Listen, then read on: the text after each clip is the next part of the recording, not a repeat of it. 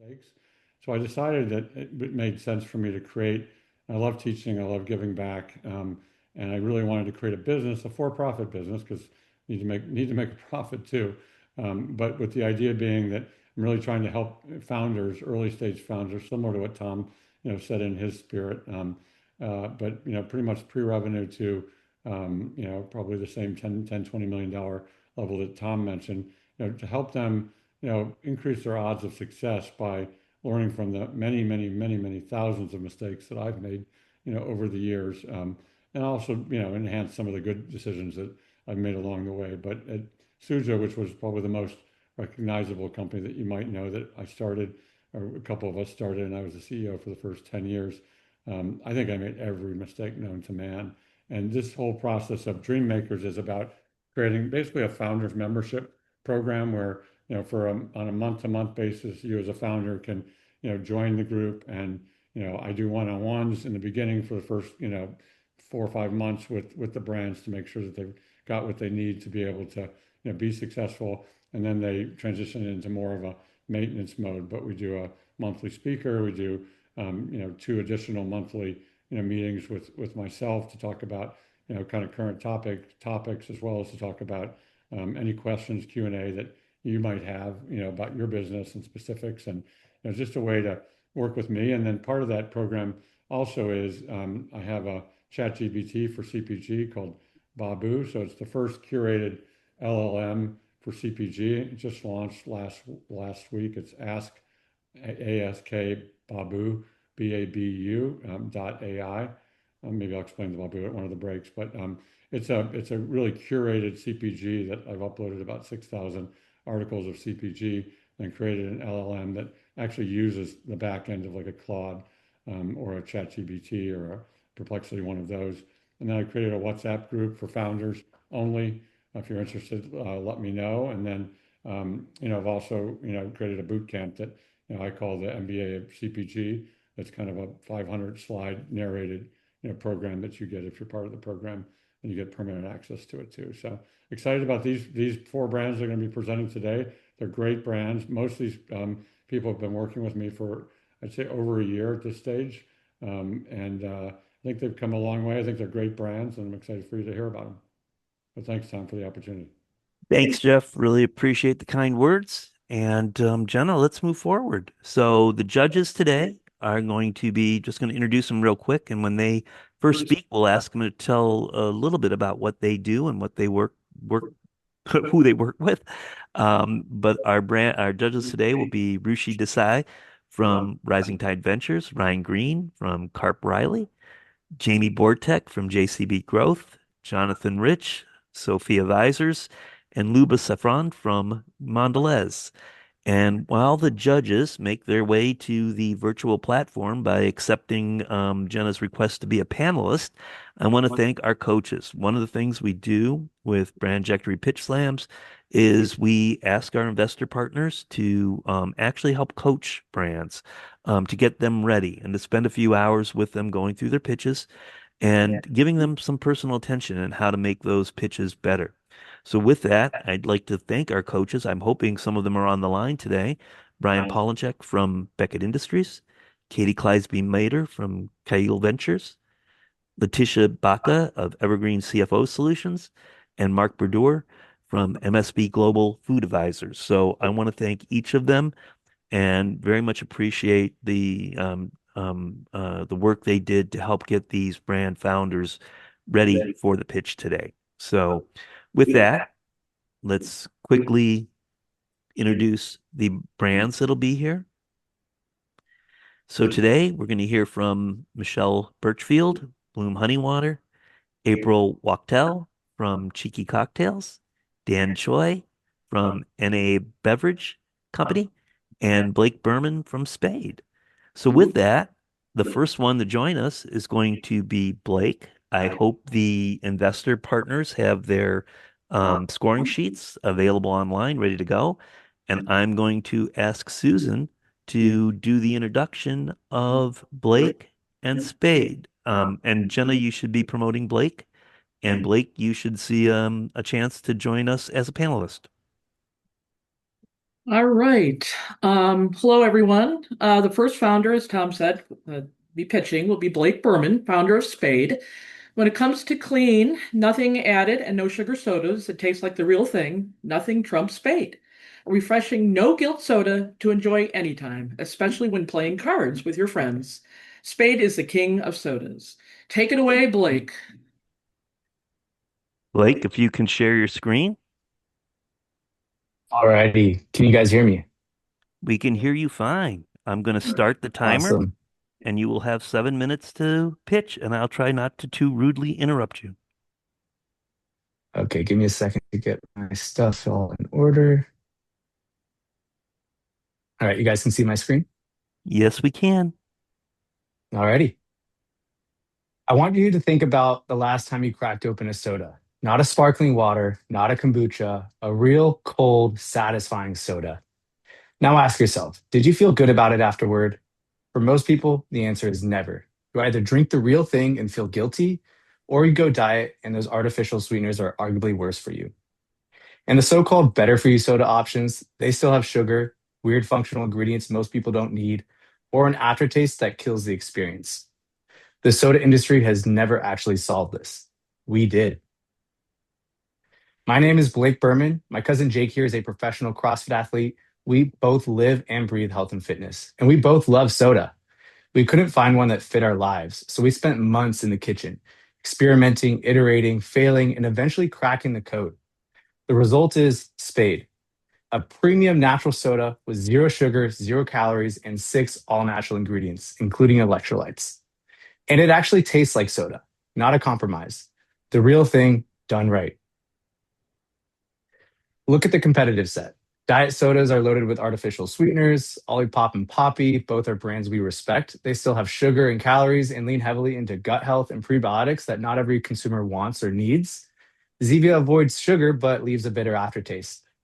None of them have cracked true crushability. Spade and our positioning is deliberate, less functional focused, more broadly appealing. A premium soda for everyone, not a health product pretending to be a soda.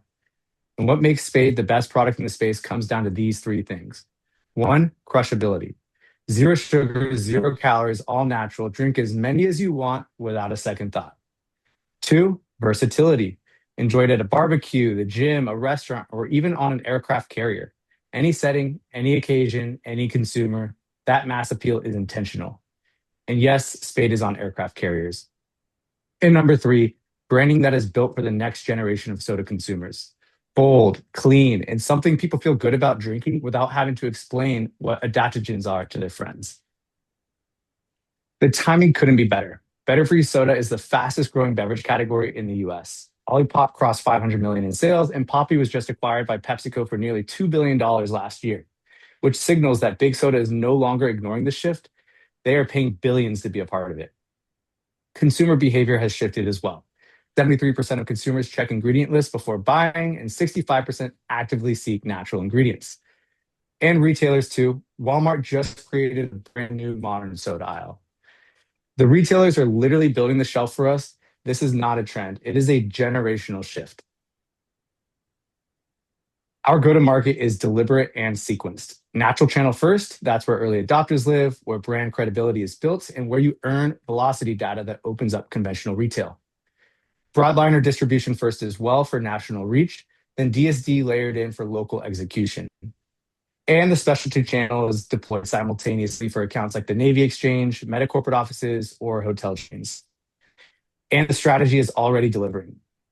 We launched in July of 23, 6 months in, accepted the 7-Eleven's Brands with Hearts program, where only 48 out of 600 brands made it. 12 months, KeHE as our first national distributor. 18 months, Sprouts nationwide forager program. January of this year, 245 Walmarts on the West Coast. Today, 1,000 plus doors, 2 national distributors. McLean onboarding is our third for the 7-Eleven trial. HEB, Total Wine, the Navy Exchange, and Naval Ships, all within 32 months. These are not lucky breaks. They are proof of a disciplined retail strategy executed well. But the most important number isn't how many doors we are in. It's what happens after someone tries Spade. On Amazon, 56% of orders come from repeat buyers who come back every 14 and a half days. Let that sink in. More than half of every order comes from someone who has already tried it and chose to come back in under 3 weeks. It's a product people make part of their daily routine. You cannot manufacture that with marketing, and it comes down to the product being genuinely great. The business model is built to scale. 53% gross margin in retail today, projected to climb to 60% by 2028 as volume and supply chain leverage improve. This is a margin profile that lets us self-fund meaningful growth without constantly going back to investors. Our financial roadmap is disciplined as well. 2026 and 27 are investment years. We are building doors, building brand awareness, and tightening operations. By the end of 27, we surpass 6 million in sales and reach our first positive EBITDA in 2028. Here's what matters most about sequencing. We are raising the seed round to reach profitability. Once we are profitable, we grow on our own terms. Then, when a major retailer opportunity requires a significant launch push, we will raise a targeted round for that specific moment from a position of strength, not desperation just to keep the lights on. That is a fundamentally different conversation to have with investors. Behind this is a team built for this moment. I bring 6+ years in project management, finance, and OpEx. Jake brings 6+ years in building brands to 7 figures. And Caden Segura, our VP of sales, has 10+ years of CPG experience from every seat: buyer, DSC manager, and field sales. Our advisor board is elite. Dom Perper built Mellow Water from 8-figure sales and sold it in under 3 years. And he's personally invested in Spade. We have executives from Walmart, Coca-Cola, PepsiCo, Anheuser-Busch, and Truly. People who have done exactly what we're building, and they chose to back us. We are raising $2 million at an $8 million pre-money valuation cap with a 20% discount. This gets us to over 4,000 doors, $4 million in trailing revenue, and profitability. We are over 50% committed with 2 VCs and a former Coca-Cola VP already in. To close it up, the soda aisle is being rebuilt as we speak. Spade has the product, the retention data, the margins, the team, and the strategy to define this category. We'd love to have you be a part of it. What questions do you have? Thank you.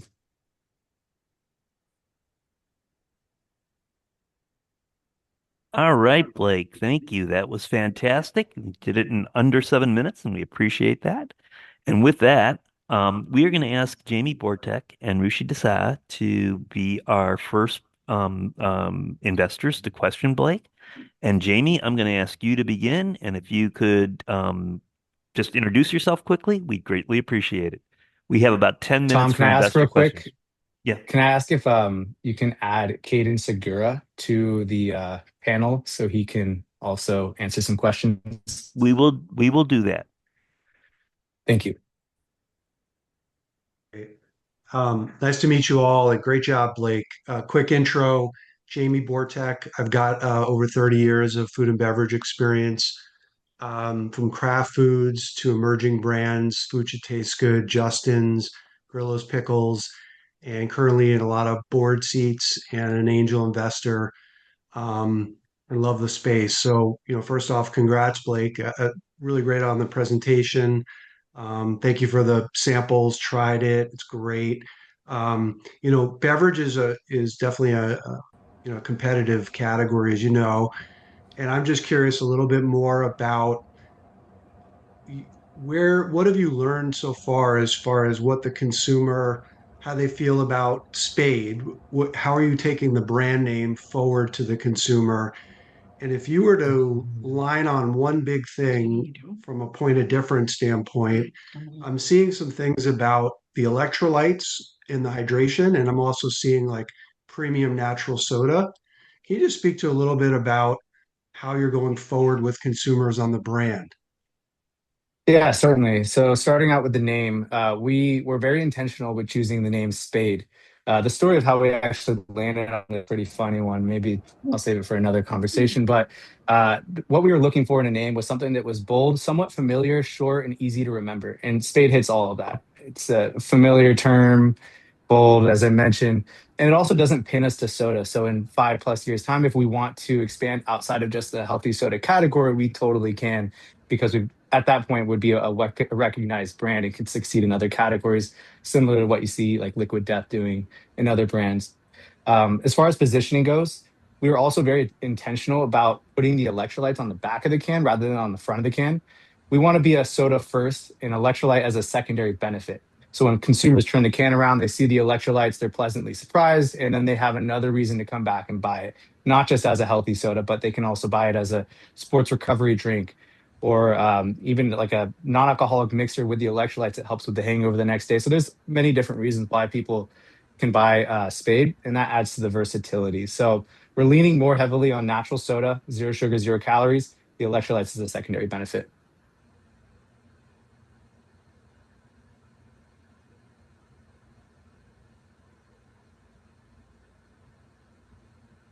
Jamie, you're on mute. If you have more questions. Oh, I'm sorry. I thought we were altering and I was No, deferring no, to the no. next judge. Take some more minutes, and then we'll bounce over to Rushi. Oh, got it. Got it. Okay. Maybe you can just speak to a little bit of your go-to-market strategy and kind of use of funds. Can you go a little bit deeper of, what do you think it's going to take to win? Where are you gonna create strength as an organization and start to kind of spend your dollars, especially on the, let's call it like trial and awareness standpoint? Yeah, I'm going to hand this off to Caden because I want him to get some reps in while we're talking here. So it's not just a Blake Berman show. So Caden, our VP of Sales, if you don't mind. Certainly. So, I mean, when speaking about Spade, we see it as an omni-channel, omni-use case product. You'll see that, and if you could, James, the first part of your question, if you could restate.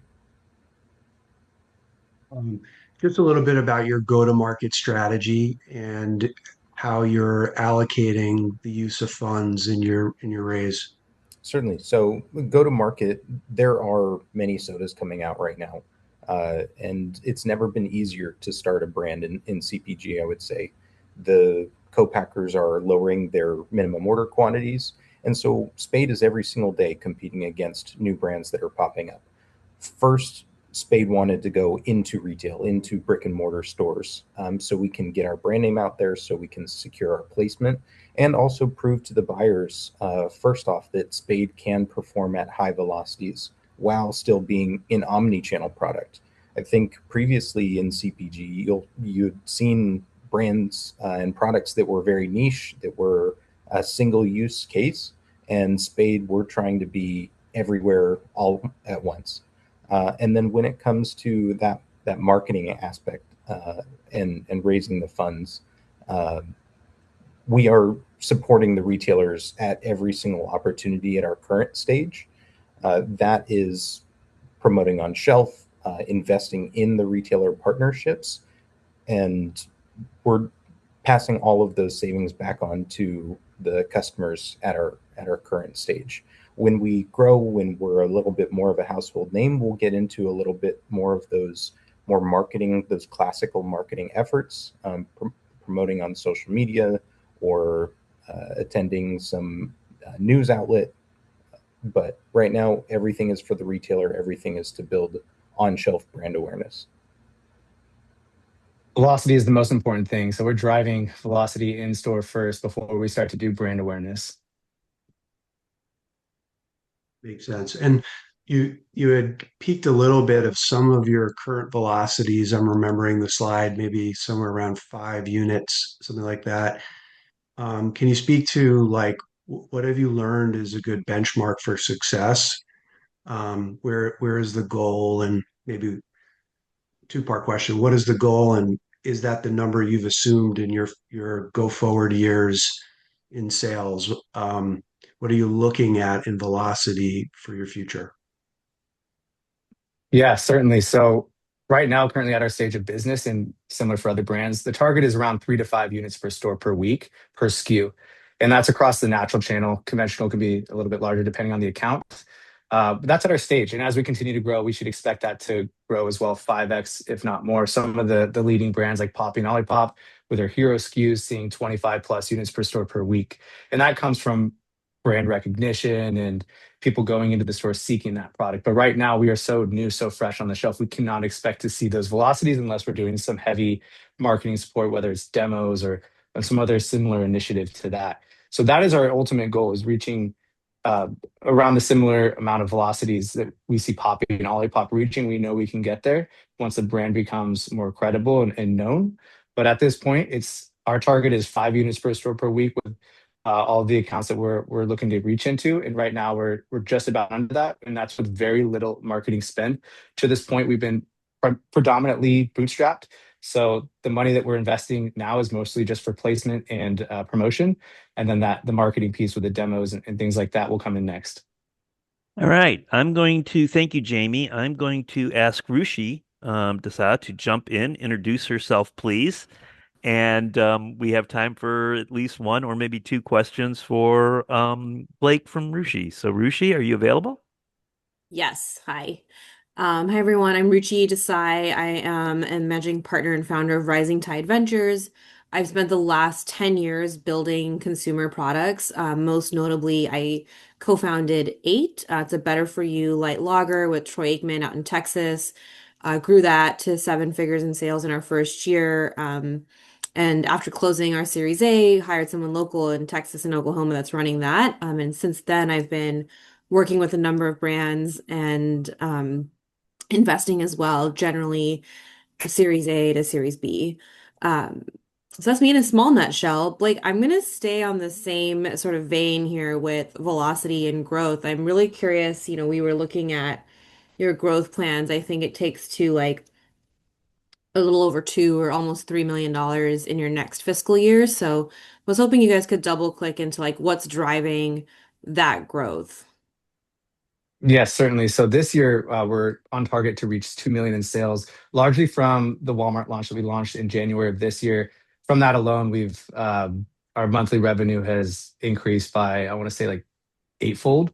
And then we also have HEB and Total Wine launching at the end of this month in Higgins as well. So a lot of the growth will be coming from the retail, but I haven't really highlighted e-commerce as much. E-commerce has been something that's always been on the back burner for us. As Kaden mentioned, we're hyper focused on getting placement, but e-commerce is going to be a larger push this year as well. Once we close the seed round, we'll be investing more into Amazon pay-per-click as well as some meta ads and TikTok Shop as well, which should see some meaningful growth there. So I would say maybe about 37% D2C, and the rest coming from retail is where most of our growth is going to be coming from for this year. Next year is going to be an even larger retail push. We'll have all of that velocity data that we can take to some of the larger accounts that we're targeting. We have good conventional data, we have good natural data. So now it's time to close up some of the natural channel and then start to expand more heavily into that conventional channel. But okay. Tom, I'm assuming you let me know when I'm out of time for questions. I'll just keep going until then. We have time for one more question, Rushi. Okay. I guess you know what I'd like to double click into more on the brand side between, really looking at the competitive set. Olipop and Poppy, they've been around for a long time. They've really carved out a strong presence in a niche. I'm curious what you're seeing in the market and the way you're using consumers are using Spade that really you think kind of underscore there's a need for this, and space for a third competitor to really take market share from them. Yeah, I'm really glad that you asked that question because one thing I did not mention is kind of like our target consumer and based on the positioning and branding that we have here. As you know, Poppy's a very female focused brand and Olipop definitely skews more that direction as well. But with our brand, we're much more gender neutral, if not slightly on that masculine end to attract that market. We feel that all of the new insurgents in this modern soda category have still kind of swayed more to the female side and none are really speaking to that male side. So we have a product here that speaks to an underrepresented demographic, and we'll have that consumer be purchasing our product. But there will be some shopper overlap. Certainly, we have pretty much 50-50 split of men to female who are consuming our product. Women love our guava, so we're gonna see that shopper overlap. But I think the biggest selling point that we offer the consumer outside of the branding would be the zero sugar. That zero sugar shopper who's specifically looking for no sugar at all in their product, whether they're pre-diabetic or they're hyper focused on their macros, that's going to be the shopper who consumes our product. All right. Thank you, Rushi. We'll be having you back shortly to question another founder. And thank you, Blake and Caden. Thank you We guys. appreciate you being here. hang on because at the end we'll be letting everybody know who won. So with that, Will do. we are going to go to our next presenter, and we're gonna have Jenna bring her up and put Blake and Caden back into the audience. Jenna, are you with me?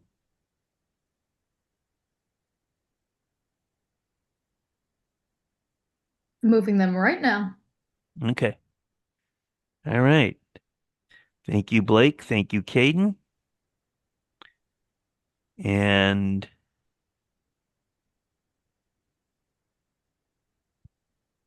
Michelle is here. So Michelle, Hello. Susan, can you do the introduction, please? Sure. Next is Michelle Beloit Birchfield, founder of Bloom Honey Water. Rising from the heart of honey in western Pennsylvania, Bloom's organic, lightly sweetened honey waters provide subtle function and flavor with fruits, herbs, and spices. True, joyful wellness. Take it away, Michelle. Oh, thank you, Susan. Thank you, Tom, and thanks everyone for the opportunity. As Bring your Susan slides mentioned, up. Bring your slides up, and when you're ready, we'll start your clock. okay, let me get that.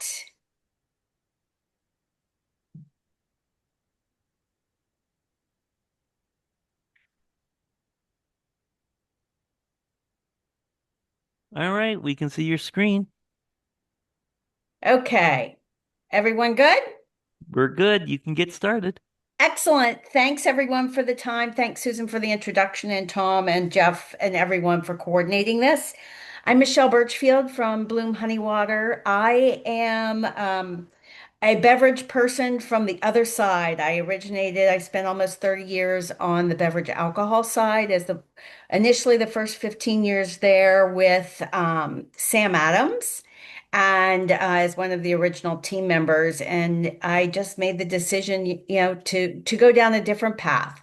So hence Bloom Honey Water. We've got ancient wisdom, modern hydration, and a category no one owns yet.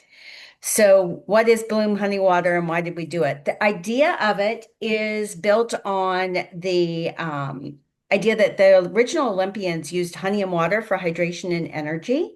And I wanted to take the idea of that and make it a little bit more subtly playful on the palate, totally organic, and introduce it to the consumer who is demanding healthier and cleaner options. So going from being part of building the craft beer category, I guess we're starting a honey water category now. So the opportunity, it really is, with the consumer demanding healthier options and the hydration options, they want, no brand right now owns a natural familiar sweetener in hydration until now. Today's consumer, they are basically looking for, functional benefits without artificial additives. They want sustained energy without spikes and crashes, and products aligned with wellness and daily use, not just performance. What are they avoiding? They're avoiding lab-made sugars that create taste and trust issues, high sugar legacy drinks, sports drinks designed for a different era, and artificial ingredients that are overly processed in their formulations. So why do we win? It's a honey-based hydration. They're clean organic ingredients. They're playful with differentiated flavors. We use a unique blend of fruits, herbs, and spices, which stand apart. Our citrus vanilla is vanilla, wild orange, grapefruit, and lemon. We call that one the pretty one. It's a little bit floral and it's light and refreshing flavors. The blueberry goes a little bit towards the culinary side, and hopefully all of you have tasted the waters at this point. It's a blueberry infused water, add the honey and then rosemary, black peppercorn, and coriander. And finally, the ginger zest is just a straight up study in ginger. Ginger infused water, add the honey and fresh pressed organic ginger juice. I actually found a Peruvian ginger farmer that presses the root for our juice weeks before we need it. So you just get this beautiful study in ginger. So our flavors are light and refreshing, lightly sweetened only with honey, and subtly playful on the palate. They're built for daily use. They're designed for everyday hydration moments. So we also have some retail traction. Bloom isn't just a better water, it's a new way to think about hydration. So, why honey wins? And I think this is important to understand. Honey is winning as far as a sweetener is concerned. We talked about the trust issues with lab made sugars and the war on sugar as well, right? That the elephant in the room, the war on sugar, right? Everyone is avoiding it. However, if you when you look at these numbers, it's very interesting. 15% of the sweetener sales are in lab made sugars, and those are trending down, excuse me, by almost 4%. Sugar itself, which is over 50% of the sales, is also slightly trending down. But look what's happening with honey. Honey is trending up almost 11%. And it's interesting because the educated consumer knows that honey, our bodies know what to do with natural sweeteners. Honey is the number one selling natural sweetener at retail. And more specifically, organic honey is really winning in the trends. So we've got organic and raw honey are outpacing the honey category. Consumers are willing to pay for premiums. There's a strong and growing market for this, and it's aligned with the wellness trends. Educated consumers know honey is good for us, and it's replacing, consumers replacing refined sugar. So what's the market opportunity? The total addressable market is in US flavored and enhanced water, 8 to 12 billion. The SAM is approximately 2 billion with an 8 to 10% CAGR, driven by the shift to clean and functional beverages. Then we've got the SOM. We believe the SOM is anywhere conservatively from 20 million to 34 million in a 3 to 5 year opportunity. Why do we win? Why does Bloom win? Because honey is natural and trusted. First mover in honey-based hydration will be Bloom Honey Waters, and our premium positioning with expanding margins as we scale. So traction in the team. So we have core retailers at this point. We have, we're in what is now referred to as the Mid-Atlantic, Legacy Mid-Atlantic. 53 Whole Foods in Pennsylvania, Virginia, DC, Maryland, and a couple of stores in New Jersey. 80% of the stores that are doing 80% of our volume are averaging over 12 to 15 units per store per week per SKU. The hurdle is about 18 in the category. Market districts, which I'm based in Pittsburgh, so the Giant Eagle market districts are the higher end conventional here. We're around 6 per SKU per unit in each of their stores. And we just launched into Mom's Organics, 23 stores based here on the East Coast. Amazing, we have an amazing advisory team, board team in regards to people that have been here and done this. Obviously, Jeff Church, he shared with us his history and legacy in the industry. Dwight Richmond has been with me almost from day one, and he's a formal global buyer with Whole Foods Market. He has been a part of formulation, tasting waters, all those different things. Chuck Muth, who Coke, VEB, Honest Tea, and Beyond Meat. And Karsten Isdal, who is the founder and exit of Happy Water. And then Steve Rapaski, and I apologize, that's a typo, is one of my first Michelle, you have to wrap up in 30 seconds. Okay, thank you. I'll move forward. Revenue and margin. Our margins are pretty strong because I've negotiated and sourced our honey from Brazil now. Moving up the scale, we also have our contribution margins, as you can see, years 1 through 5 moving from 21 to 29%. We're built for premium pricing and expanding the margins as we scale. We're raising 2 million, and the use of funds would be inventory availability, sales and marketing, street team, direct-to-consumer strategy and operations. We have a letter of intent for 250,000 from the Enterprise Center of Philadelphia, whom I met when I did the Goldman Sachs 10,000 Small Businesses program. Our co-packer is involved, and I'm in discussion with others. I'm going to have to wrap you up there, and we're going to get to questions. Thank you, Michelle.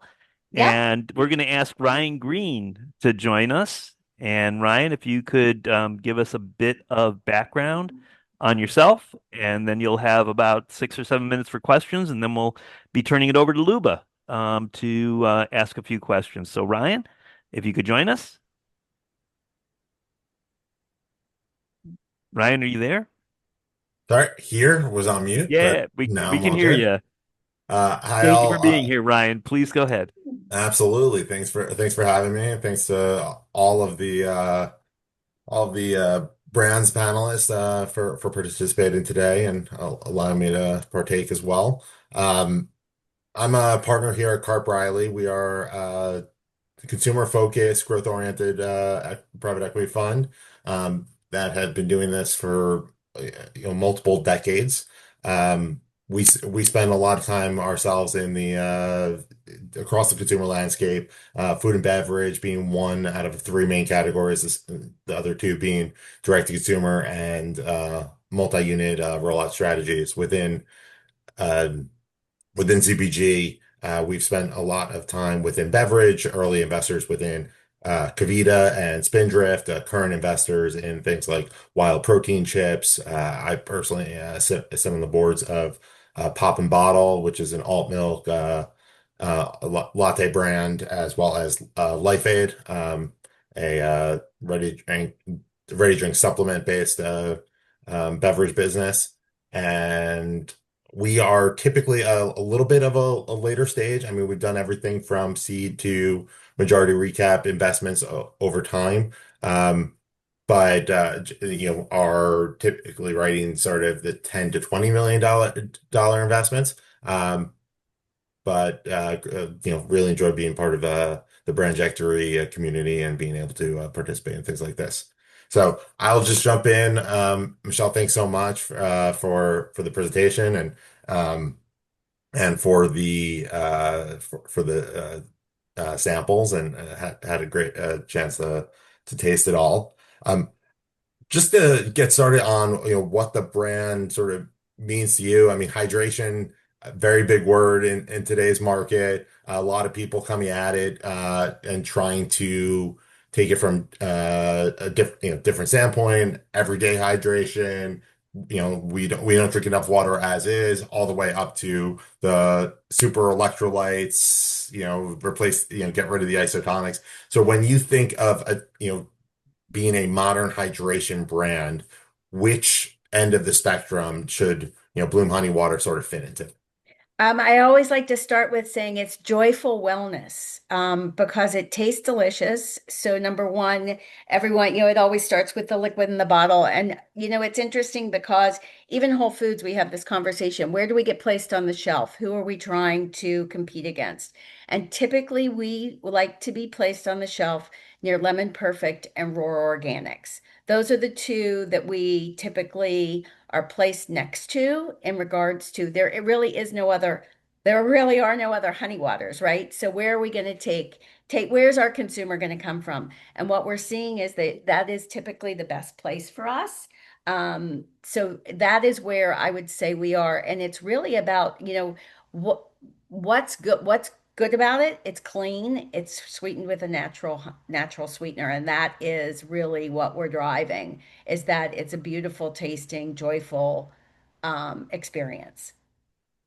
That's great. And I think you had on that margin page, you might have had the price point, but what is the price point today? Yeah, In and 3.99 is the price point to consumer. where does that sit relative to those two competitors that you just We're mentioned? actually higher than them, in regards to we are higher from the perspective they are two that you'll see them anywhere from like 249 to 289, and they price promote a lot. So it's to having come from a premium, I'm spending my 30 years in craft beer and super premium price category. I also know the importance of protecting that positioning because it protects you long term with your margins. So right now we're not seeing a lot of pushback. Even when we price promote, we will go to 349. And then a hot price point we're going to test only twice this year is 299. Got it. And so that delta and that position is what you want for the brand sort of long term over that projection period as To well. protect Yeah. margin, yes, Yeah. yes. So we have, yes. Um, that's super helpful. You did throw some of those velocity numbers, and as you heard in the last one, velocity rules a day in within CPG, and you have some really impressive numbers there. That so you should be super proud. You did throw up also some hurdles that you're trying to reach and get over as well. I guess as you look at those, in Whole Foods or Market District, what are you doing to support the brand to get over those hurdles? No, and great question because what the trial repeater loyalty game that we all play to drive those velocities to keep the person coming back. Right now, it's really liquid to lips. That is what we're doing. We have a really patient growth strategy in regards to doing this very strategically. We want to build the velocities, take it to the Northeast Whole Foods. We've pitched Northeast Whole Foods and South Whole Foods so that we can demonstrate those velocities. So it's really street work. It's the old-fashioned way, liquid to lips. Sunday, we did a Giant Eagle Market 2-hour tasting promo and sold 48 bottles in 2 hours. The other store that we did with, actually, my son did it, was he sold, 35 bottles. So we know we put liquid to lips, we have a high conversion rate. And when I go back and look at the store numbers afterwards, I can see some of those lifts, which one of the things that which also allows for that slow patient distribution is looking at the numbers. Is what we're doing right? I want to be able to pivot when the time is right. And you'll see on the use of funds that we have a significant amount of that money dedicated to street team. And that is putting the people in the market. We also do a lot of, I mean, I know a lot of, we didn't touch on our mission, but we do, we have beehives. I have a beekeeper was my first advisor, so I understood the whole world of bees and honey. I was one of the first people certified by the Italian board in honey sensory in the United States. There were 17 of us that went through it so that we really understand this. There are times that we will take observation hives with bees to demos with us because it's part of, it draws attention, where it gives us an opportunity to educate. So we are very much about drawing that consumer to us based on the liquid first, number one, and then, understanding bees and honey and those kinds of things. Ryan, I'm going to thank you for those questions, and I'm going to pass it over to Luba. Luba, if you could join us, introduce yourself, and if you have a couple of questions for Michelle, we have time for that. So, Thank you, Luba, Ryan. thanks, Michelle, Luba. meet you. Like you, I come from the other side of beverage. So I spent many years at AB InBev in marketing innovation and corporate venture capital. I currently work at Mondelez International in Snack Futures Ventures, which is their corporate venture capital group. And Snack Futures Ventures invests in both enabling technologies, which is probably less relevant to anyone on this call, as well as snacks primarily in the US and Europe. Very much focused on later stage companies, but happy to participate with Brandjectory because you don't become a later stage company without being an earlier stage company at one point. So that's a little bit about me and about us. Michelle, thank you so much for your presentation. I wanted to ask you, so liquid to lips, it's great because when you have a great tasting product, obviously, like that is very, very important. And so it's great when doing that drives sales, but it is a very expensive way to build. So how are you thinking about other ways that you can accelerate growth that aren't as much of a heavy lift? Yes, and it is expensive, and it's even more expensive when you engage with demo companies, right? It's even, it's almost untouchable for emerging, right? So, in regards to creating that brand awareness, that's going to be very hard for us to scale. So, part of the use of funds too is the Amazon piece, which, as we know, is a big search engine now. It's a marketing position as well as sales. So we have use of funds there to, that would be once funded, we could engage with a person who can help us position. We are on Amazon now. I probably get, I don't know how many orders a week, 15 maybe. But we don't have the ability right now to do the funding for the SEO and the SEM there. But I have already met with the people that we want to work with, and we will use Amazon as one of our opportunities for brand awareness. Social, of course, is always there. And then the other, rising brand awareness place now is AI with all the chats and everything like that. So I actually have started exploring what does that look like. So those would be our next steps. Nice. Thank you. Mhm. I was also wondering what, in general, when you speak to consumers, which you do a lot because you're demoing, what do people think your brand is called? Do they think it's called Honey Water or do they think it's called Bloom? That basically when someone approaches us, they say, "Oh, what's honey water?" Right? So and we did that intentionally. We actually tested the packaging, whether the brand name should be bigger or the actual product should be bigger. And it came back that since no one knew what the heck honey water was, we needed to put honey water on there. And in our home market here in Pittsburgh, where people know us because we're constantly doing events, we're supporting nonprofit, all that kind of stuff, they know Bloom. They'll be like, "Oh my God, it's Bloom," right? So what we've learned through that experience is once we hit a certain point, and I wouldn't even use the term critical mass, but as an example, once people have seen us in enough places and the touch points have been there, we become Bloom, if that answers your question. It does. Thank you. Mhm. And it segues nicely to my last question because I see Tom has come off of his video. So I'll take the cue that this is my last question. But you mentioned that you are creating a category. So usually a category has more than one brand. Do you Mhm. want to bring other people in to compete with you, or do you want to be Honey Water? So that's a great question because it's sort of, it's a two-edged sword, right? Rising ships, as they say, strengthens everyone. So there's another gentleman out of New Jersey. It's called Beeswater. Very different honey water than us. Henry is his name. He's a wonderful Nigerian, and it was very much cultural to him. Honey is cultural everywhere, but his water is very different. We sit in the same place at Whole Foods. He has one SKU. We have three. So do we want to promote others into the category? I guess the question would be, am I going out there and saying, "Hey guys, create honey waters"? Absolutely not. First and best should always win in regards to a category and market share.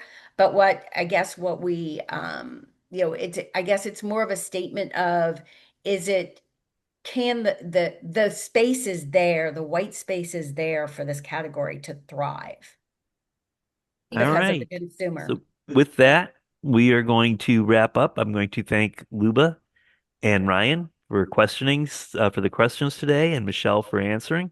We're going to move on to our next brand, but in the Thanks, meantime, Luba. I'm going to ask Jeff to jump in and spend a couple minutes, if he can, just sharing his thoughts on both Michelle and Blake and his experience with working with both.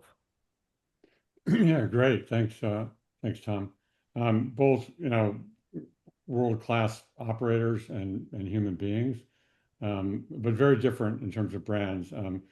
Blake and his team have experience in building brands, have had success in building brands, have got a good in depth of his team, of their team, have done a good job early on at kind of getting, doing the blocking and tackling things right that they need to do to kind of be in that position to be a winner. Much more competitive, but much bigger opportunity. I do believe that, in this space, there'll be, a handful of winners and there'll be, 3 or 4x that and losers, so the question is does Spade have, what it takes to be one of those winners? And I think they do. The launch might seem a little uncharacteristic to people at this stage. It certainly was to me, although I do feel like Walmart is, trying to make a push for really trying to build this category out and doing it on a refrigerated basis. So sometimes those are hard to say no to when those opportunities, come to fruition. But they built a really good brand, and on the other side, the honey Michelle, what she's done, she comes from a different but very uniquely valuable background. She was employee number three, at Sam Adams. And, when you're employee number three at Sam Adams in a functional role, you get a lot of good insight and a lot of good, thoughts. And they've had a lot of wins and a lot of losses, obviously a different product. But, she comes at it from having started this brand once and then, had to do a restart on it. So she went out, raised more money. I mean, I give her a real testament to her fortitude to stay at it and to raise money and to keep asking people for money. It's a tough thing to do, as we all know. And she's done a really, incredible job at that. And I think it's positioned it that with a little bit of capital coming in, she has some ideas on a aluminum RTD line, carbonated line that could go in that I think, from concept testing looks really good. So I think there's lots of upside, there as well. All right. Well, thank you. With that, a reminder to our investor partners to click on the tab for Bloom and do their scoring. Meanwhile, Jenna, if you could bring Dan Choi into the. Dan, are you with us? Yes, can you hear me? Yes, we can. Okay. Susan, would you introduce Dan, please? Sure. Now we have Dan Choi, founder of the NA Beverage Company. Here's a functional drink that goes well past being just a social tonic for your wellness. You don't have to wait for friends to enjoy NA Beverages brews and reap all the rewards of doing something good for yourself. Take it away, Dan. Alrighty. I'm going to try to share my screen just a second. I'm assuming all the judges had the samples and you guys got a chance to try them. I'm hoping everyone did, and we'll let you know. But I'm going to start your 7 minutes, Dan, and if you could get Okay, going, cool. we'd appreciate it. Alrighty. Dan here from the NA Beverage Company. Excited to share more about what we're building with you guys. So here's a little investment summary. So against Tom's advice, I did leave this in here because I did spend 20 plus years as a management and technology consultant, and this is just the way we operate. It's called pyramid principle. That being said, I am going to kind of take you through the scenic route, so I won't drain this. But at a high level, we'll touch on a couple things in 7 minutes if we can. Otherwise, we can use some of this to actually just, maybe ask follow-ups. But there's the big headlines, okay? There's a big, massive market opportunity in where we're operating. We've gotten a lot of early traction so far. In fact, Q1, I just did the numbers. I want to share those with you as well. We've got a premium product that's highly differentiated. There's a compelling financial upside here, as well as an experienced leadership team. We're lean and mean, but we've got the right advisors like Jeff on board, as well as some others, and so we're ready to go. And we're currently doing a pre-seed, so we're just getting started, looking to raise $1 million at a $5 million pre-money valuation, and we've actually raised half of that to date, which is like super exciting. So let me kind of take you. So how did we get here? Okay. As I mentioned before, 20 plus years in the corporate world. I was a management and technology consultant. A lot of that was at a Big Four accounting firm called PricewaterhouseCoopers. It turned out that after 20 years on the road, I found out that came to the realization that I was a high-functioning alcoholic. Okay, so client dinners, a lot of airplane rides, first class, all the things, right? Yeah, big expense accounts, and next thing you know, I realized that I had been drinking alcohol every single day for the last 20 years, and it just was not doing me any favors later on in life. So 4 years ago, I made the best choice of my life, and I stopped drinking. Um, and so what that did was opened up this whole kind of world of opportunities for me and things I didn't really kind of see. And while that's my story, that's not necessarily the ethos of our brand, but it is how we got here. Going down that path, 3 years ago, I actually got laid off my job. And so down inside, it was kind of a moment where I felt like I was let free to chase things and pursue things that I was really meant to be built for that had more purpose. And therefore, I started the NA Beverage Company. So instead of freaking out, now we're doing something completely different and decided to channel that newfound sobriety into something positive and created the NA Beverage Company. So we are on a mission to redefine the way we drink, connect, and celebrate. And we're doing that through the first social tonic or functional sparkling tea with targeted functional benefits, which I'll describe to you. So yes, we're trying to change the world. Um, okay, so functional teas for social moments. These are very intentional beverages based on brewed teas with adaptogens and nootropics to give you and fit the spectrum of social occasions. So we've got something from morning, noon, and night. We want to capture that ritual all throughout the day. So we've got something that'll calm you, something that'll give you social energy, something that'll give you gut support, as well as something that'll give you hydration and immune support. So, we don't want to be where some of these existing non-alcoholic beverages that are functional kind of are a bit limited from a consumer's perspective. Again, I'm scratching my own itch here is I don't always want to feel calm. Actually, right now I kind of want to feel calm because I'm pitching in front of you guys right now. So that's helping me out. But there are instances where I want energy and focus, or I might be having a big meal and I want some gut support, but I want that mood element. And that's where the functional mushrooms come in as well as L-theanine. So I'll go into each of the beverages a little bit more. This is our stack. And again, I come from the software world. So we think about these things in terms of patterns. And so if you looked at our pattern for our beverages, we always start off with an organic tea. And then we have some organic fruit juices. And then we add functional ingredients, always L-theanine. L-theanine's an amino acid from green tea, very amazing botanical that has a lot of great functional benefits for mental clarity as well as mood enhancing benefits to reduce stress and anxiety. And then on top of that, we'll add a functional mushroom. This SKU in particular has reishi mushroom. This is known as the chill mushroom. So this will help you unwind and relax. And on top of that, we'll add ashwagandha as well as magnesium biglycinate to this to attack calm and relaxation from a couple different angles beyond just what the teas might do for you, L-theanine or the mushroom. In addition, we are absolutely organic with no artificial sweeteners, no erythritol, which we stand by. There's a lot of these better for you beverages out there that have a lot of erythritol, and there's been some mixed studies around that, so we're probably erythritol free.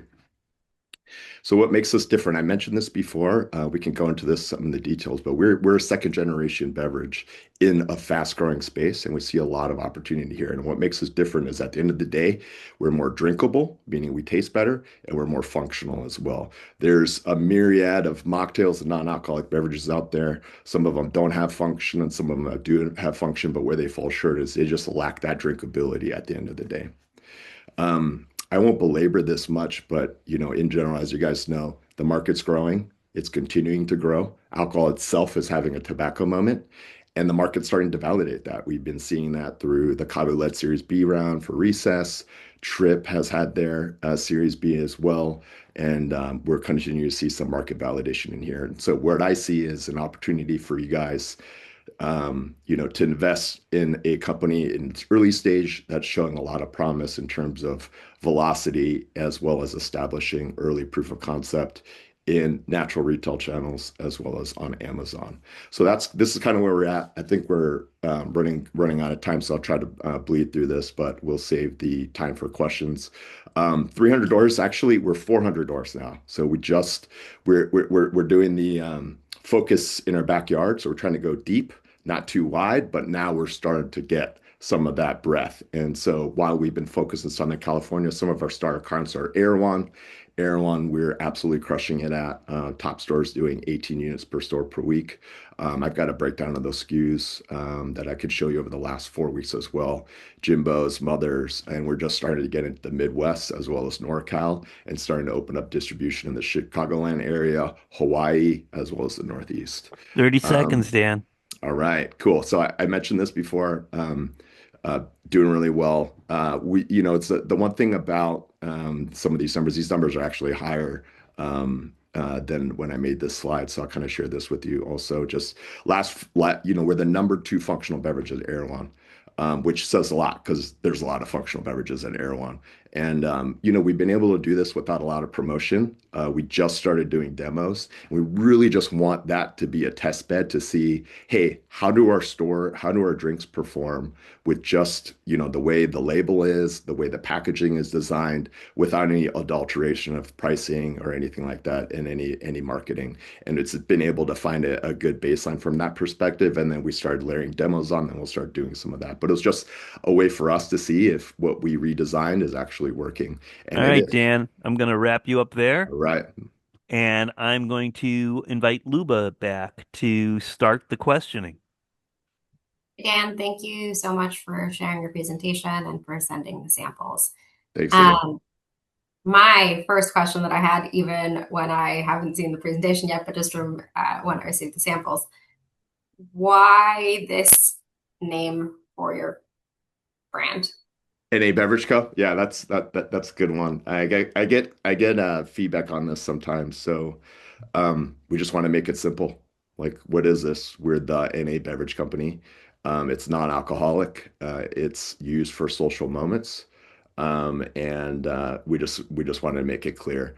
Brands spend a lot of time with a fancy name that takes a while to stick. And I look at some of the top brands out there, and people still don't know what Poppy is, believe it or not. Do So you think that most people know what NA stands for? that's what I've been finding in the space. They automatically know it's a non-alcoholic beverage or an alcohol alternative. Now, the only issues I've seen lately is we've been finding that we actually want to be more in the functional beverage set than we want to be an adult non-alcoholic. We've been seeing some crazy velocity when we're placed next to Recess, Trip, Wild Wonder, all those brands. In fact, we actually actively, if they mismerchandise us in just non-adult non-alcoholic, we actually ask for a second facing or primary facing with the functional beverage set. And we're finding that we are one of the best functional beverages that are out there by itself. So NA has started to become a little less meaningful from a non-alcoholic perspective, but at the end of the day, it's my story and our story, and so it's the one that the consumer that we're finding actually resonates with the most. And so, for example, as you guys know, like anyone can build a brand, anyone can build a drink. Someone can reverse engineer my drink, which I think is pretty dang good.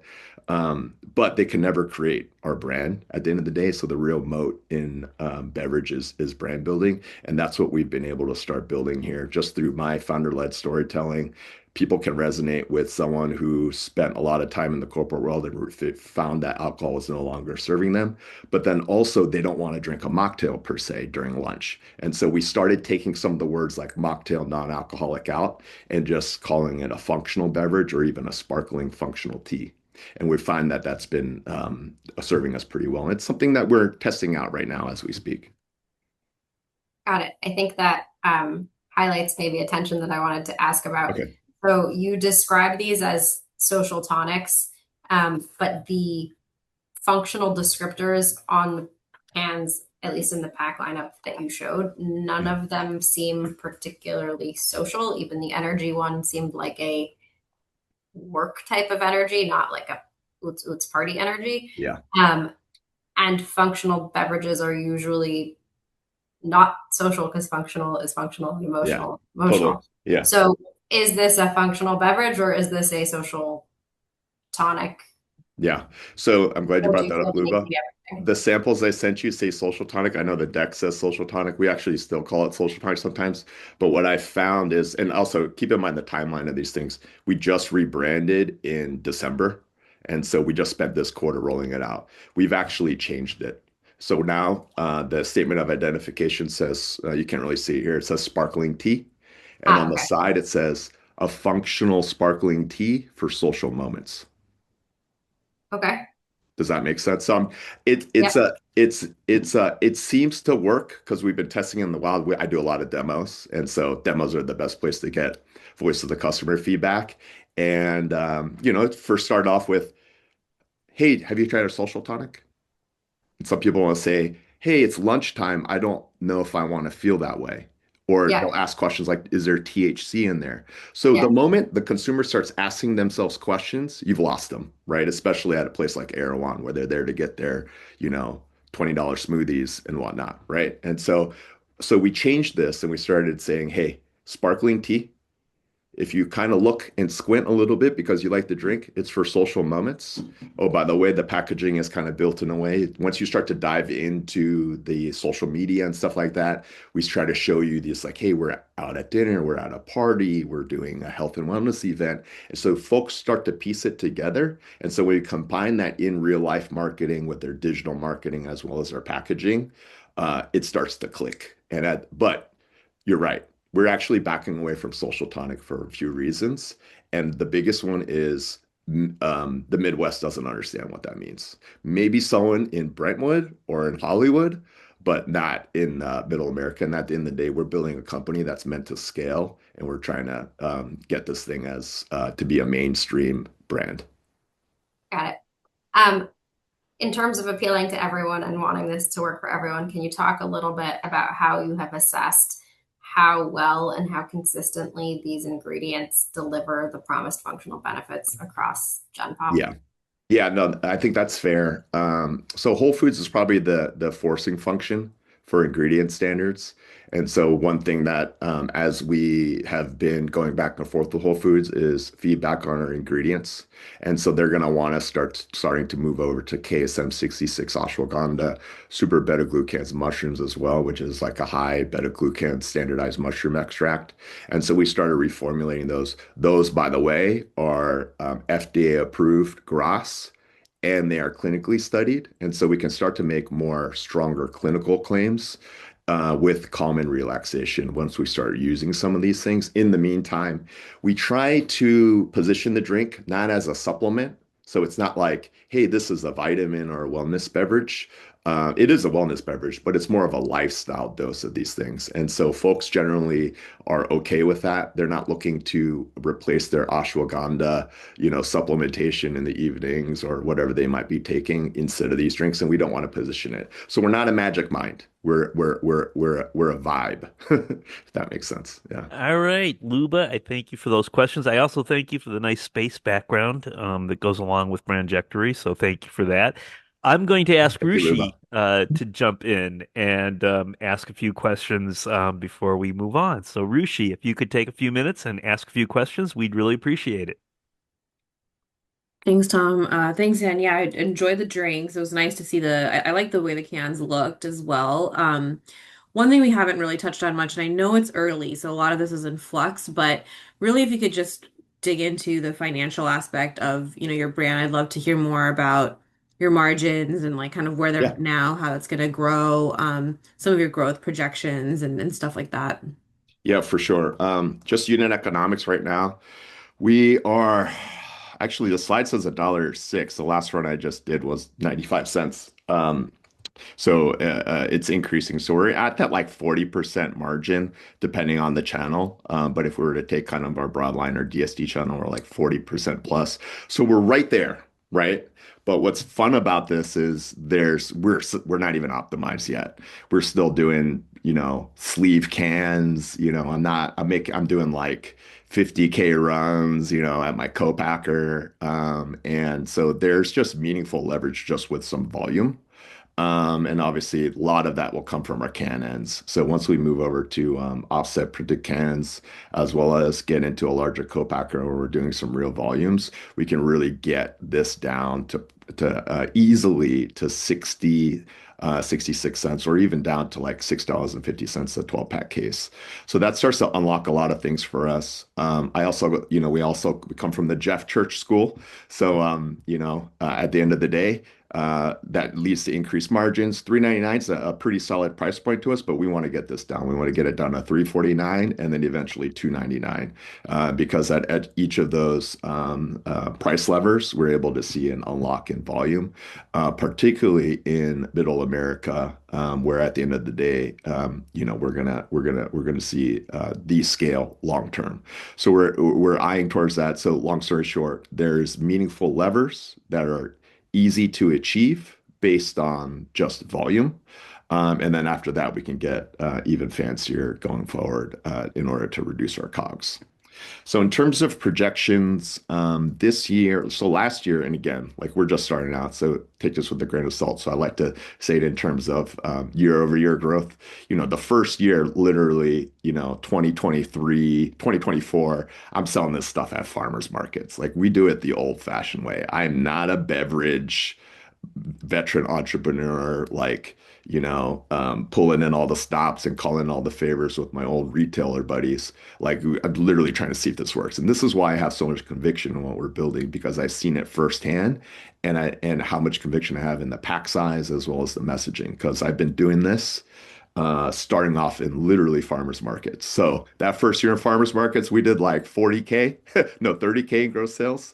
And then in last year, we ended up in 280K in gross sales with 200 accounts. So that's like 9.3 times year over year growth. Again, like not a lot in the grand scheme of things, but like just in terms of growth. This year, already in the first quarter, we've done in Q1 160K in gross sales, which is amazing. 80% quarter over quarter growth. Wholesale is about 50%, wholesale as well as D2C. Amazon's absolutely ripping. Our problem right now is we're capital constrained. We're not demand constrained. And so I literally cannot make enough inventory. And the funds that we do raise go straight to inventory. We're super lean, and we just need to make stuff so we can sell stuff. So it's been fun. It's a good problem to have, but it's an interesting thing to navigate. So what we're trying to target is, by the way, we're 400 doors right now. So we started off January 1st, 200 doors. We're now in 400, so we've already doubled our door count. So it's happening. And can I ask you one more question? I Sure. see Tom's off video, so I want to get it in before I get cut off. Yeah. The last question I have right now, and just thinking about your Erewhon success, you launched there pretty recently in January, and I think that consumer is one who likes to try new things. They're very experimental, and Correct. so like you said, you've had some impressive year over year growth. I'd be curious to what's giving you confidence that you're getting people really into the brand and the drink itself versus, hey, this is something new at Erewhon, and so we're trying it, and that's like what's Yeah. driving the sort of where you're at on the leaderboard. Yeah, so I'm always going to consider Erewhon as like the ceiling, right? So if we're doing like number two beverage, functional beverage in 4 weeks, which by the way, like you've been to Erewhon, there's a ton of drinks there. If you're standing out there on your own, that's a testament to itself. Top Store is doing approximately 17 units per store per week, but also the other data points. Mother's Market, we're the number one NARTD. We're doing 8 to 11 units per store per week at top locations. Jimbo's, which we just launched at. Top Stores in Carmel Valley, that does 18 units per store per week. With like 9 to 10 across the 4 locations. So we're seeing that, in the right places. Obviously, these are still natural channel stores. And so that's kind of where we thrive. And so we're obviously in the wild when we're doing these demos, like the demographics are different. Like, I don't know if you know the average Mother's Market shopper, but that person is probably 70 years old. Right. And they're buying our drinks. So I always thought that we created a Gen Z millennial drink, but it turns out that it's actually much broader than that is All at right. the end of the day. Dan, I'm going to have to wrap you up there. I appreciate Yeah. the questions from Rushi. Thank you. And Dan, thank you so much. While the investors do the scoring, and while Jenna gets the next contestant up and moves Dan back down, Jeff, would you like to say a few words about working with Dan? I mean, Dan's been a pleasure to work with. He's a consummate professional. I mean, he's got a very, very successful software sales background, from his background. So he's a really good salesperson. So I really like the fact that he's engaged in every aspect of the business, as a founder obviously needs to be at this stage. But Every part that he's developed has been super high quality. And I really like the taste of the flavors. The flavors, unfortunately, most of you haven't tried them, but the flavors actually really taste good. They're very full-bodied flavors, so they're not too light, they're not too sweet. It's a good balance. You don't taste the functional elements that are in there. So I think he's done a really great job. He's also been really good at pirating all of my advisors from me. So he's been very innovative with that as well. So I give him kudos for that. All right, thank you, Jeff. I believe Jenna is going to bring up our next contestant, and I see her here, so I'm going to ask Susan to introduce our final contestant. Sure. And finally, we have April Wachtel, founder of Cheeky Cocktails. Is Cheeky a gut-friendly mixer or a tasty and healthy non-alc cocktail? You get your choice, and more importantly, can make Cheeky Cocktails part of each day. That chance to relax with a tasty beverage that fits your healthy lifestyle choices. Take it away, April. All right, April, and as soon as you get your deck up, I'll start your 7 minutes. Okay, let me just expand this guy. Can you see my full screen or does it look like a partial screen? It looks like a partial screen. Okay, give me 1 second. Okay, what about now? That's readable. Okay, fabulous. All right, There you're we go. on. Okay, fabulous. I'm April Wachtel, and I'm the founder and CEO of Cheeky Cocktails. I'm building Poppy, but for cocktail mixers.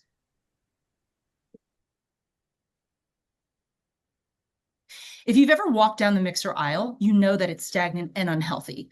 Legacy mixer brands are filled with artificial ingredients, they're loaded with sugar, and there's zero functional benefit. Traditionally, mixers have been designed for flavor, not for modern lifestyles. However, drinking behavior is changing. Moderation is now mainstream and health is reshaping the category. 52% of Americans are trying to limit sugar, and 60% of US drinkers prefer beverages with added health benefits. Essentially, consumers want to upgrade their lifestyles while keeping the rituals they know and love. There's a massive unmet consumer need here. This consumer is seeking, this consumer drinks less, drinks better, limits sugar, pays for premium spirits, and sometimes skips alcohol. I know this consumer super well because I am this consumer, and I conceived and formulated Cheeky Botanicals to meet my own needs. Currently, there's no mixers on the market that meet their needs for flavor and for function. While functional beverage brands like Poppy and Olipop revolutionized the soda space, there's been no comparison in mixers thus far. Introducing Cheeky Botanicals, a line of better-for-you mixers made with real botanicals, 4 grams of prebiotic fiber, 50 calories, and only 10 grams of cane sugar per can. This is 40 to 70% less sugar than traditional mixers. We're launching with 3 flavors: lime tonic, orange spritz, and grapefruit paloma. Now, when I say launching, you probably think we're a totally new brand, but we're not. We're an established business currently selling professional cocktail ingredients in 1,300 accounts nationwide. We're currently used behind bars at 4- and 5-star hotels like the Omni, Bellagio, and Aria in Las Vegas, and we have a 49% gross margin with our existing product line. Here's a quick glimpse of Cheeky versus the leading mixer brands. Since tonic is the best-selling mixer after soda water, this is a comparison with flagship tonic SKUs. There's essentially 3 subcategories within the space: legacy brands like Schweppes, premium brands like Fever Tree and Q with their classic mixers, and then the premium brands light sort of flavor extensions. Essentially, we have better ingredients than all of these 3 categories. We have lower sugar than legacy and premium brands, and comparable amount of sugar in the premium light category. Lower sugar than Fever Tree, but we do not use sugar alcohols to achieve the low sugar content like Q does. We have lower calories as well. And then we have added 4 grams of prebiotic fiber. There is no real precedence in the mixer space for this. This is a nutritional profile we've taken from some functional soda. Market opportunity, this is just for mixers, not for the intersection between mixers and soda. But the TAM is 3.7 billion, the SAM is 1.3 billion, and the 5-year SOM is 50 million. In order to achieve this by 2030, we need to be in 15 to 17,000 US retail accounts with a 9 can per SKU per store per week velocity. This is a high margin legacy category that is absolutely primed for functional upgrade. We have a three-part route to market. 2026 is what I'm calling the New York Density Lab. The objective here is to improve repeatable velocity in dense high-income clusters. We're targeting 5 high-income neighborhoods in New York City, where we're based, starting with Williamsburg, Brooklyn. We'll sell into 500 NYC bodegas and grocers. Success benchmarks are at least 7 cans per SKU per store per week and an 80+% monthly reorder rate. And we're forecasting $1 million with this ramp year. We will concurrently submit to regional natural and liquor stores for regional rollout in 2027. We'll target 900 accounts. We're still going to lead the sell-in ourselves, and then we're trying to up the velocity to 9 cans per SKU per store per week. And then our national acceleration would start in 2028 and obviously extend far beyond 2030, which is when we hope to achieve the SAM. So, underlying this entire approach is a super dense distribution strategy, coupled with aggressive in-store sampling. As Michelle had said earlier, liquid to lips is like the standard in the bev alc side of things. And in addition to the in-store sampling, we plan to sponsor as many recreational sports teams and leagues as we possibly can in these respective neighborhoods. I'm part of many of these teams and leagues.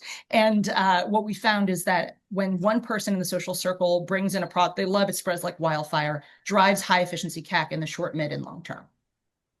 Unit economics super subscale. So literally at a 2 pallet run is 41% with a distributor cost of 210. This will expand dramatically as we scale up to 56%. The average revenue per store will be just under $3,000 at this velocity, and the MSRP is $425 to $449 in the midterm. We're aiming to get that just below $4 in the future, such that we're still premium, but we can unlock the velocities that occur once you go under $4. The revenue forecast for the next 5 years is $1 million scaling to 50. There's a handful of key assumptions underlying this forecast. Core product line remains flat. We add 600K in prebiotics, the prebiotic line, Amazon and subscription, and then the retail doors revenue velocity and gross margins scale as discussed in previous slides. I'm a beverage industry veteran, 30 years in food, beverage, hospitality, Division I collegiate rower. I'm a former brand ambassador for Bacardi, a consultant with Diageo. I scaled their national trade advocacy teams for several years, led the training ambition for their core brands. I also have 12,000 former cocktail students as well, so I've been in the industry a bit. We have a great internal team and then a really amazing panel of investors and advisors. Jeff and Ruchi, you all know at this point. Hayden Fullstone, co-founder of Liquid IV, sold to Unilever. Scott Rosenbaum, who's the ex-head of search for Diageo Distilled Ventures. And Kat Weaver, founder of Power to Pitch and serial entrepreneur. We're raising $1 million safe at a $6 million cap and 15% discount. This is for an 18-month runway to achieve very specific milestones, which we've discussed: the 500 locations, the velocity, validate our regional expansion playbook, and achieve 1 to 200K in monthly revenue. This is use of funds is 70% growth in commercial execution, 20% key hires, and 10% for working capital. I appreciate your time very much, and I will take any questions you might have. Thank you, April, so much. And we're going to ask Jonathan Rich to kick off the questioning here. I just want to take the time to thank all of our investors. They all participate in our Brandjectory events, and I really appreciate them all being here for this event. I really want to thank Jonathan. He joins us almost on a monthly basis for our fundraising space lab, where we everybody gets to ask him questions. So Jonathan talks to a lot of brands and meets a lot of these folks, as everyone has through Brandjectory events. But I want to thank Jonathan and all the investors for being here today. So Jonathan, if you could just give everyone a little bit of background on yourself, and then we'll let you begin questioning April. Sure. Thanks, Tom. So my name is Jonathan Rich. I spent just about 30 years or so on the sell side, investment banking at middle market organizations in New York City, both running investment banking groups as well as having individual responsibility for raising equity growth capital for emerging growth issuers in the consumer and healthcare space. Successfully consummated transactions that totaled about 12 or 13 billion of equity capital for those issuers throughout my career. About 4 years ago, I founded Sophia Advisors, which has 2 arms to it. There is the capital markets advisory and consultancy, where we work with issuers on optimizing their capital formation pathways. And then there is Sophia Advisors Investments, which is, I guess, in these days, the fancy way of saying a single family office, and focused as a principal investment arm on A-round types of issuers and capital formation projects as well. Currently have a portfolio of individual investments of around 24, 25 individual issuers. So thank you, April. Appreciate that greatly as far as the overview. I guess as I'm thinking about this, as you start to position from the mixer use in high-end retail establishments, how do you leverage, or can you leverage, the mixer use in those establishments into consumer awareness on the retail side? Or is there a means in a way by which to highlight or extend into that would benefit you and create that leverage? Essentially, you're asking how we can stretch our existing brand equity forward with this product. Correct. There's several ways in which we can do this. One is, we didn't fabricate a community out of nothing. I come from 30 years in this industry, and of my 6,000, person network, probably 4,000 of those are bartenders and bar professionals who make their livings doing this work. So there's a lot of brand awareness already amongst the very high value influential trade. Secondarily, this is not a full pivot immediately. We're going to see obviously how these two lines perform alongside one another. So we still have 1,300 accounts that sell us, and we still have, food and beverage programs that are using us in menu on, and introducing us to new consumers every day. So I think that that is not going to go away. We've tried very intentionally to keep many of the visual assets comparable, such that it's recognizable when you look at the can versus the bottles that are behind me. I think we do have global awareness, despite the fact that we are still very small and only really sell in the US. And so I think that I don't think that is going to be forgotten. And again, I think the ingredients that we are using, they are better quality than all of the major premium and legacy mixers, because we are using real botanicals, which is what the trade would use as well. And, how do you think about allocation of marketing dollars, I guess, across those channels? You've got a booming, essentially ready to drink spirits and market environment out there now. And, when you look at, and you would know better, obviously, than me, but alcohol consumption, as you alluded to, down significantly, drinks per week, down significantly, even bar volumes, right, slumping or down. So on an allocatable dollar, and you start to think about return on invested marketed dollar, like how do you go about that and think through that? So essentially, our entire marketing budget from this raise is going to be the liquid to lips for the new product. It is essentially with our existing product, because of the price point and the format, there's probably 20 stores in New York City that are like a perfect fit for our current product. The new product, we can sell anywhere that sells Fever-Tree. So that's 14,000 locations just in New York City alone.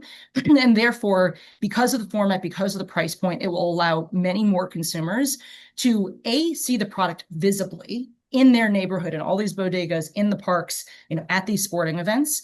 And it's going to be more affordable for somebody to try in the first place. So even if they're just purchasing it on shelf at $4.25 to $4.49 per 12-ounce can, that's a much easier cost to absorb as a consumer versus our existing products, which are much higher price point. And I think just the last kind of question I had about is I haven't had the benefit of looking at kind of the canned labeling as opposed to the mixers, which were on the website and everything else. And I know it's in its infancy and nascent stages, and that's why. But just how you think about, that labeling as it relates to consumer preferences these days with freshness and clean labeling and low sugar and, the functional aspect and what that labeling is going to look like to help differentiate you amongst, kind of the noisy landscape there. 100%. Tom, would I be able to share? So a little bit of context, because labels are being printed right now for the lime tonic, the judges do not actually get to see the final format. Can I just show the final label? Do you mind if I share screen? Yes, you can. Please do. Thank you. Sorry about that, everyone. Launch. So this is this is this is the label. Obviously, it's going to be in a 12-ounce sleek can. Essentially, if people can't read it, so it has the major call outs on the front, but still keep it really clean. The back, it says business in the front, party in the back. And then as some cheeky verbiage that starts by saying, who doesn't want to be fit, hot, and drink whatever they want? We can't help with the first two, but we can help you make better beverage choices. And then it goes on. So it shows some of the ingredient attributes, use case, how to mix with other products, and then obviously the essential information about the ingredients, ways to reach us that were born in NYC, et cetera. And do you think, I guess I do have one more quick question, just really quickly. Just on the syrups and juices side, are there lateral extensions into potentially like culinary uses or other things that would be natural extensions for you kind of within the same setting, meaning the high end kind of, in this case, maybe initially bar, but moving towards kitchen or other utilization pieces? Yes, and we have seen a lot of that as well. We have seen a lot of that as well. I am not going to make a call on essentially one of the reasons that I looked at this entire landscape last year and everything that we were doing and then decided we need to launch this new product. One of the reasons is that there are companies that have scaled to $40-50 million in revenue as ingredients that have both of those use cases. And it's stable, recurring revenue. You're getting it from accounts, as you mentioned, in the kitchen as well as the bar. But I've noticed that there is a serious commodification that occurs with those brands.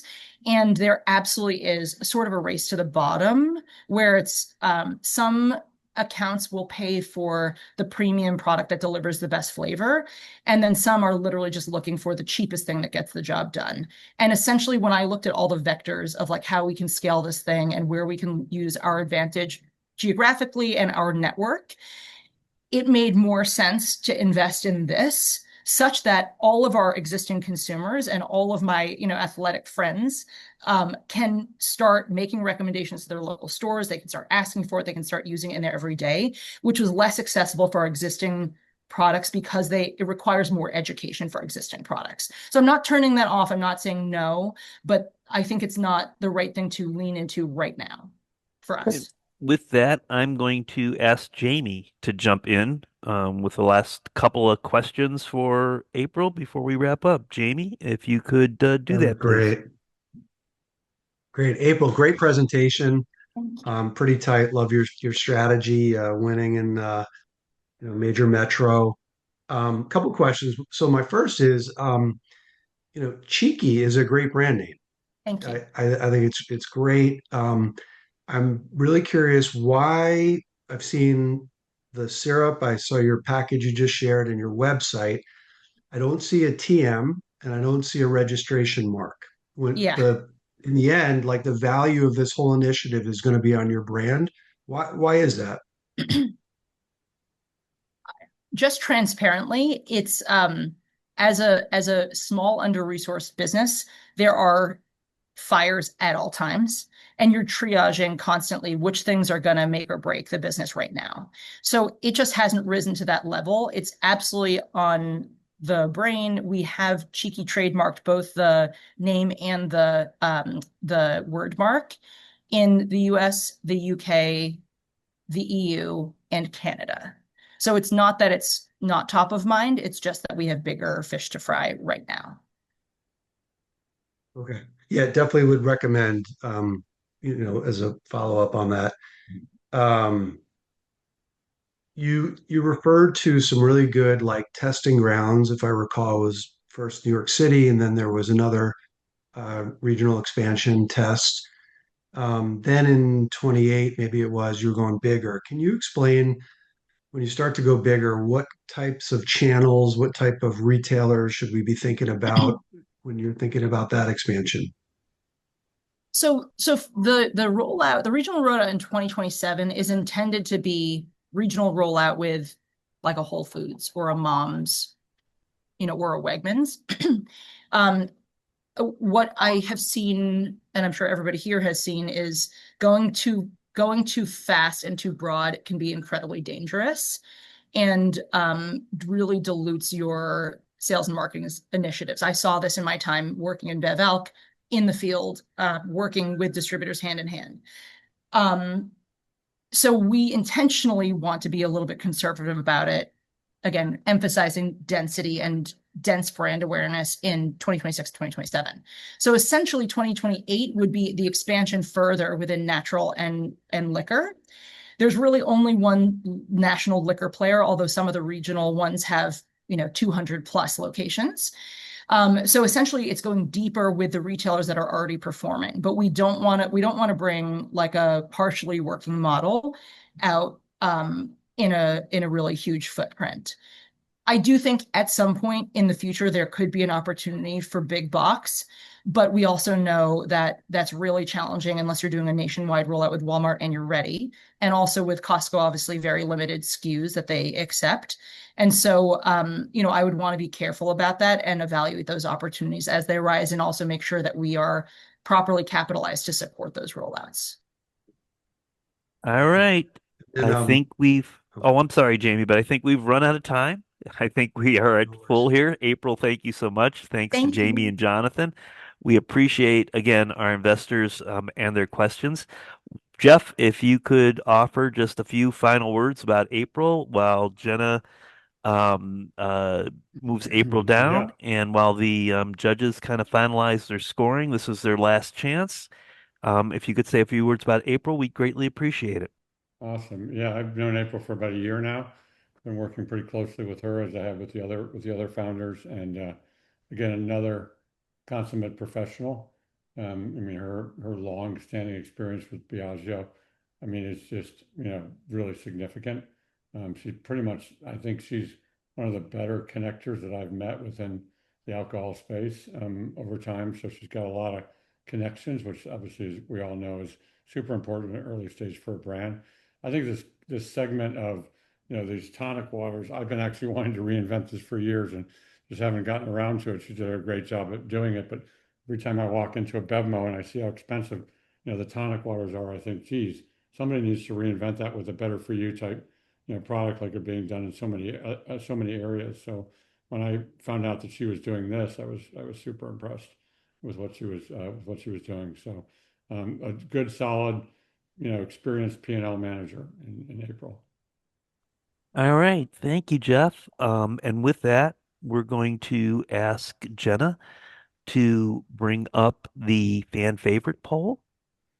And while the investors finish keying their results in, we will ask our audience to please vote for their favorite. Jenna, if you could put the poll up. There you go.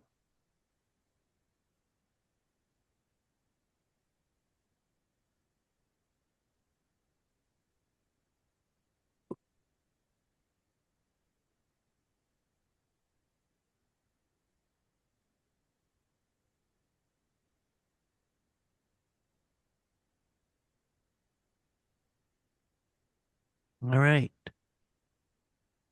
Let that go for just a few seconds. I will remind all the founders to please check the chat. There have been some questions in there directed toward you, so please check that before we close out today. And as we finish this up for just another second, please put your vote in. If you would like to get a hold of Jeff, his email is jeff@teamchurch.co. That's jeff@teamchurch.co. If you'd like to talk to the Brandjectory team, it's tom@brandjectory.com, susan@brandjectory.com, or jenna@brandjectory.com. Pretty straightforward. So with that, we will close the poll here.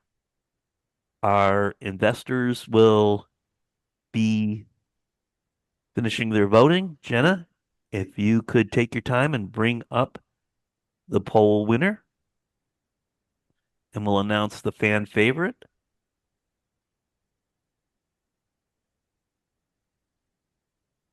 Jenna's going to take her time.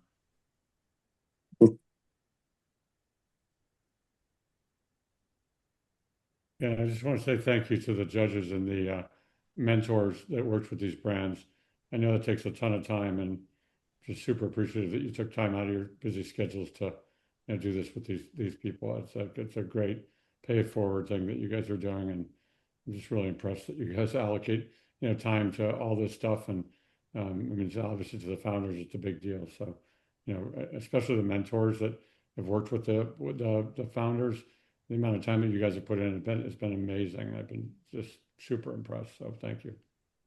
And the fan favorite winner is Blake Berman, founder of Spade.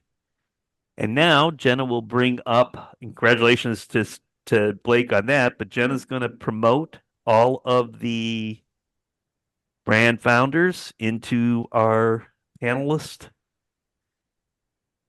view here, and then we will announce the winner. And I think Jeff Lukowski offered to play the drums here. I didn't know he was a drummer, but Tom, how does the voting work from a percentage of scoring between the fan vote and the judges vote? they're just separate. The fan favorite is just an honor. Oh, got it. Okay. So you should be honored, Blake. Thank you, everyone. Can't take I'll take the honors, but bragging thanks, rights. It looks like we're just missing Jamie's score for April, I believe. Jamie? The score sheet. I think I got pulled out of it. I texted Jenna. Did you get that? Oh, For some reason, now it I'm won't let getting me it. back into the Google sheet. Okay. Here, let me get it to you. Okay, well, this is really suspenseful. Jeff, can you pull those drums up? Jeff Lukowski, that is. He seemed to have drums available. Okay. He's going down the basement. He's working on it, he says. All right, when Jamie gets his numbers in, we will announce the winner.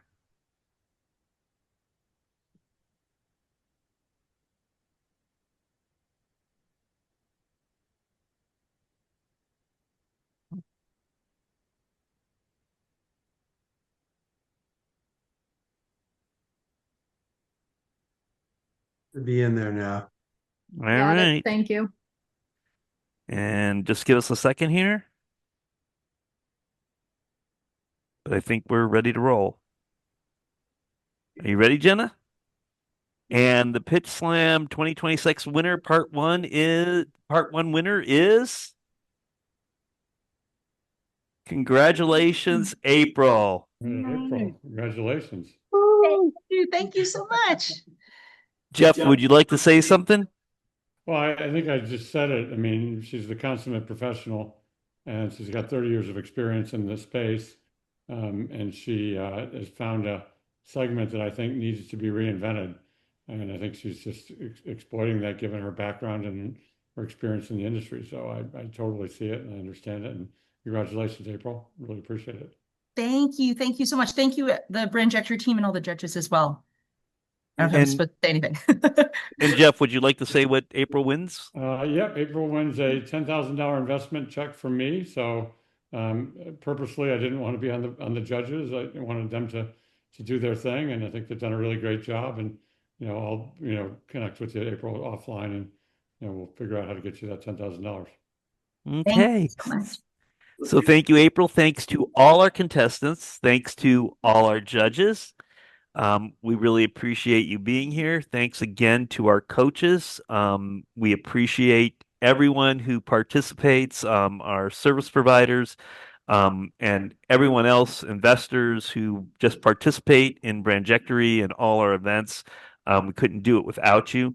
Again, special thanks to Rushi, Ryan, Jamie, Jonathan, and Luba for joining us today. Your expertise, not just here, but in all our events, is greatly appreciated. Our thanks to Jeff Church. Remember, we have another event coming up on May 13th. That will be 5 more brands that are Brandjectory members and graduates of Jeff's accelerator. And we will be putting them through the same process. They'll be having coaches.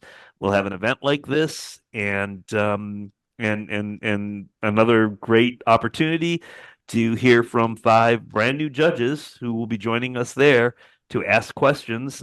So as always, we try to make all these events great learning events for everyone involved, from brands to investors, and have the chance to give brands exposure, which is all part of what we do at Brandjectory. So thank you to everyone. Jeff, any last words? No, just thank you so much to the group for putting all this time in, and also the founders for putting tremendous time in. It's not the ones that didn't win, it's not for naught. Obviously, getting reps in is the most important thing you can do here. Thank you, everyone. We really appreciate you being here, and we look forward to seeing you on May 13th. Awesome. Thanks, Tom and team. Thank you, everyone. Thanks, everyone. Thanks, everybody. Thank you. Bye-bye. Have a great afternoon.